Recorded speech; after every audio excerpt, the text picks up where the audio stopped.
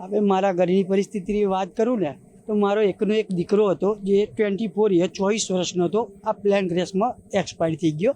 એટલે અત્યારે મારું ઘર તો સદંતર બંધ થઈ ગયું. હવે કશું રહ્યું જ નથી એમ. સરકાર અમને ગમે તેટલા પૈસા આલે ને તો એનો કોઈ મતલબ નથી. પણ અમારે બસ આ જીવનમાં એક માગણી છે કે આ પ્લેન કેમનું ક્રેશ થયું, એની પાછળ શું કારણ છે, શું નહીં, એ સરકાર આપણને જવાબ આલે. અમારી અત્યારે માગણી આ જ છે. મોટાભાગના આજે 25 થી 30 પરિવારો છે એ એકાબીજાની સાથે મુલાકાત કરી અને એમણે જે એકાબીજાનું દુઃખ છે શેર કર્યું. સાથે સાથે એમની ડિમાન્ડ એ છે, એમની માંગણી એ છે કે આજે 10 મહિના જેવું થવા આવ્યું છે અને બ્લેક બોક્સના ડેટા છે એ પરિવારોની ડિમાન્ડ છે કે અમને આપવામાં આવે. પબ્લિક કરો કે ના કરો, પરિવારને એ ડેટા છે મળે, અથવા તો પરિવારના જે કોઈ પણ એમને લોયર જે વકીલ રાખેલા છે એમને મળે, જેથી કરી અને એ લીગલ એમના ઓપ્શન્સ છે જોઈ શકે. આજે એ વાતને 10 મહિના થયા. આફ્ટર 3 to 4 months પછી અમારા કોન્ટેક્ટમાં કોઈ જ નથી. અમે કોન્ટેક્ટ કરીએ, નો રિસ્પોન્સ.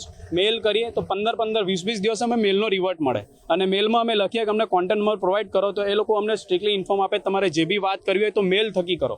હવે અમારામાં 250 પરિવાર છે, 250 સભ્યના 250 પરિવારમાં ગામડાના બી છે ઘણા લોકો જે બિચારા અમને ઇંગ્લિશ શું ગુજરાતી પણ લખતા આવડતું નથી.